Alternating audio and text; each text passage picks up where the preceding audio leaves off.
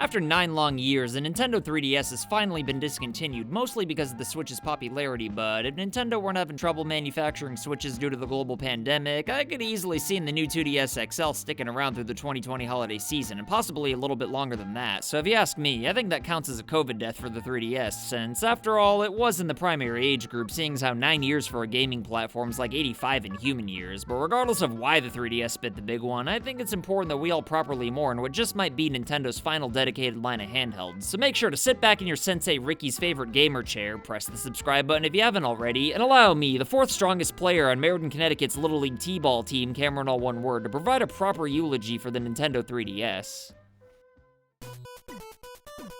Alright, so once the Nintendo Switch came out in 2017, most of us quickly forgot about all the good times the 3DS provided us, and I think that's a damn shame, because personally, I think this just might be my favorite gaming platform of all time, all things considered. I mean, sure, it had a rough start since the thing costed $250 at launch, which would have been fine if it had games right off the bat, but the only 2 first-party launch titles were Pilot Wings and friggin' Steel Diver.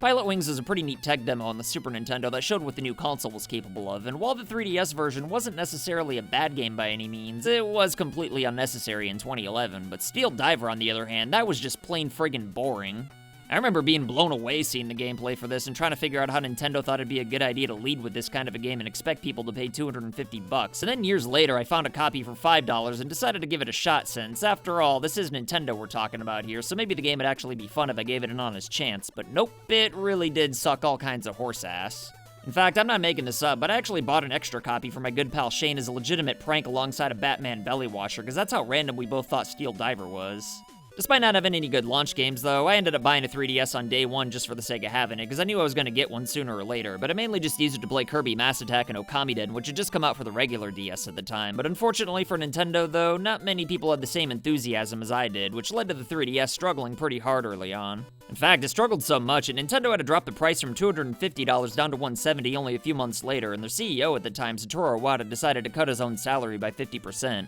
But thanks to these tactics, along with a brand new 3D Mario game, though, the 3DS finally started picking up steam, and to prevent all the dinguses like myself who bought the 3DS early from rioting, Nintendo decided to give us 20 free games from the NES and Game Boy Advance libraries, along with this little ambassador app in the console that really upped the resale value in the aftermarket by quite a bit, so nobody really complained. And after that, it was pretty much smooth sailing for the 3DS, with systems flying off the shelves and countless classics coming out left and right. Before I get to the games, though, I feel like it's important to talk about what sets the 3DS apart from pretty much any other gaming device that's ever been made, with the most obvious feature being the ability to play games in stereoscopic 3D without glasses, which gave games a lot of visual depth and was a pretty big deal in 2011, with 3D movies being all the craze at the time. And despite having a weak launch lineup, I actually bought Street Fighter 4 just to test this feature out, and even though I did think it was pretty impressive, I mostly played all my 3DS games from that point forward without the 3D feature, aside from a few occasional cutscenes here and there. I mean, the 3D really is impressive, don't get me wrong, but I just never really thought it added a whole lot to the games outside of uttering a quick neat here and there, especially considering how much it drained the battery. Aside from the 3D, though, there were the obvious dual screens that were carried over from the original DS, with the bottom screen being capable of touch controls, along with a microphone that only made you feel lightheaded and damn near ruined Spirit Tracks. But one of the key upgrades the 3DS provided that the original DS desperately needed was the addition of one whole analog stick, which, to this day, I don't really think anyone understands what Nintendo was thinking.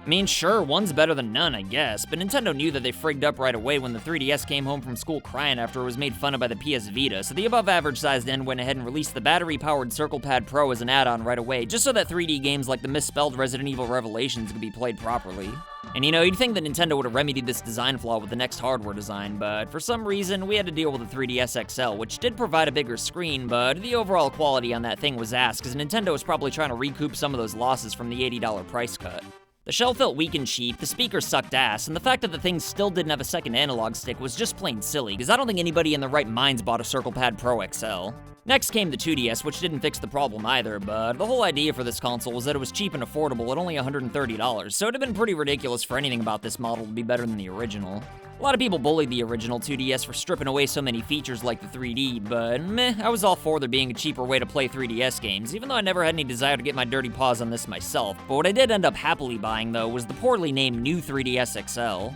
This little bad boy fixed all the issues with the original 3DS by adding a second analog stick in the form of this weird little nub thing that somehow actually works pretty well, and it also added amiibo support. Plus, rather than having to sit still enough to avoid detection by a T-Rex, the new face tracking technology meant that you could play games in 3D a lot more comfortably. honestly. Man, I still never use it, but it's nice to know that it'll be more convenient if I choose to do so. But since nobody ever really used the 3D, and because Nintendo got sued for allegedly stealing the technology from somebody else, Sendog said friggin' and let the new 2DS XL carry the load in the console's twilight years just to keep the cost down, which makes all the sense in the world. But since I reserve the right to occasionally turn the 3D on for like 3 seconds every now and then during cutscenes, the new 3DS model is the one for me. But for some reason, Nintendo barely ever even released the regular size model outside of Japan, which is a real shame because personally, I think this is way better than the XL model. I mean, the screen may be smaller, sure, but it's still big enough for me, and what the regular new 3DS lacks in size, it more than makes up for in portability. And it's not like the new 3DS XL can't fit in my pockets or anything like that, but unless you wear Jinkos or cargo pants with like 87 pockets, you're not gonna forget that you're carrying one around. And when you consider the multicolored buttons and interchangeable faceplates that give you endless potential for variety, then meh, the smaller model honestly wins out in the end for me. And that's the model I had for the longest time, but sadly, I made the mistake of buying the limited edition Pikachu XL model just because, well, I like owning Pikachu consoles. But once the hinges started getting weaker due to the bigger screen and the one-of-a-kind irreplaceable stylus became loose, I realized that I made a grave mistake, and before I knew it, the new 3DSs became harder and more expensive to find with each passing month. And to make matters worse, the thing being called a new 3DS makes searching for one online way more complicated than it has to be.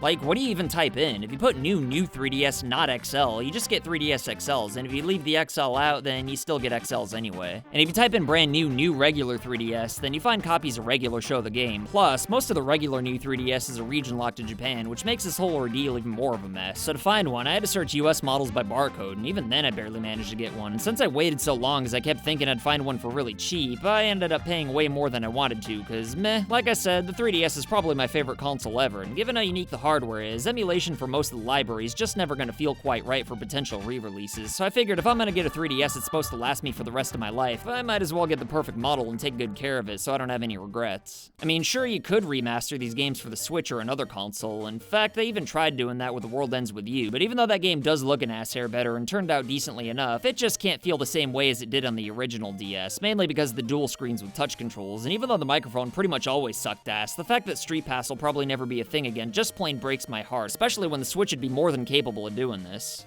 You see, not only was the 3DS portable, but carrying it around with you in public could collect footsteps on your system that give you coins that could be used to unlock in-game content for assloads of 3DS titles, and if you managed to cross paths with other 3DSs in the wild, the consoles would also trade info with each other that unlock even more content. I used to go to work with my 3DS in my pocket just so I could collect other people's StreetPass info and get coins, but you can only get 10 coins per day, or 1 every 100 footsteps, and it'd usually take about 30 to 60 minutes to get 100 footsteps depending on how busy it was. But if you change the date and time, then the coin limit would reset, so I'd always set the time to 11 PM just so I'd at least get 20 coins if I didn't get a chance to change the clock in the bathroom. And, well, this is why my 3DS thinks of my favorite games as system settings. But even beyond unlocking features of standard 3DS games, though, every console came with preloaded games specifically designed around StreetPass that were actually pretty fun, and it unlocked some fun hats for your Mii that you can show off to other 3DS owners via StreetPass. Personally, I like wearing the Virtual Boy hat just to be a dick, but there's also tons of other cool hats as well as text boxes that you can use for custom messages, but now that nobody carries their 3DSs around anymore, I'm probably never going to be able to fill all my birthdays in without cheating, and I'm damn sure never going to cross paths with anyone who has the Warriors Way game since he actually had to buy this one separately, so I doubt I'm ever going to successfully greet 300 other Monarchs again and unlock the rest of these friggin' hats, so I really wish that Nintendo would have carried the StreetPass feature over to the Switch, but I guess they don't want Nintendo communities to gather in public anymore, but who knows, maybe they were so put off by that swap note fiasco where Diddler was getting spicy pictures of incomplete humans, shall we say. But oh well, StreetPass was fun while it lasted, I guess. As far as the actual games go, though, there's way too many for me to talk about to be able to cover them all in one video, and probably dozens of great ones that I don't even know about, but to really illustrate just how great the 3DS was, the thing friggin' killed the Wii U. A lot of people like to blame Nintendo's poor marketing, or the fact that the gamepad had no real purpose, which were two big reasons for sure, but anybody who thinks these were the main reasons for the Wii U's failure underestimate just how strong Nintendo's first-party IPs really are. I mean, the Wii U might have been botching it to the high heavens despite having some really good games, but when Amiibos and 3DSs were selling out the ass around the same time, I think it becomes pretty evident that the problem really wasn't that the Wii U sucked, it's just that the 3DS was better.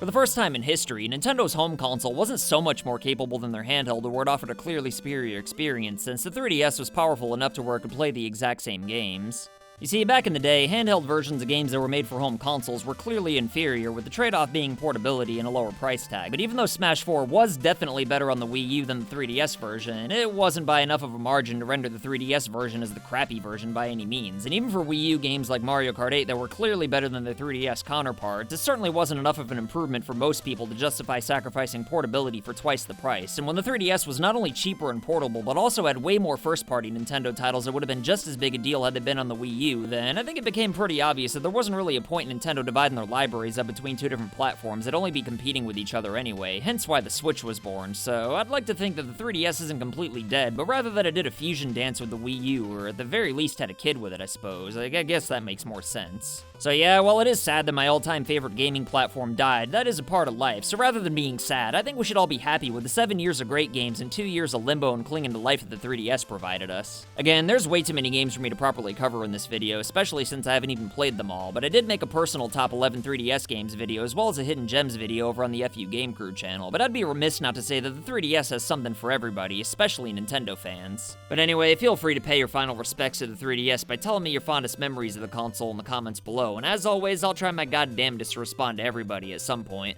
But let me tell you, if there's two people who I'd love to encounter on StreetPass, then it would definitely be today's patrons of the day, Milk Shaman and Korzeth. If you want to be badasses like these two, then consider supporting FU Game Crew on Patreon for loot boxes and silly rewards in the mail. Send pictures or videos of you rocking merch if you want to make cameos in my videos, and follow me on Twitch if you ever want to hang out whenever I play video games sometimes. My name's CameronAllOneWord, and I'll see you next time. So I want to say thank you to your loyalty, thank you for your support.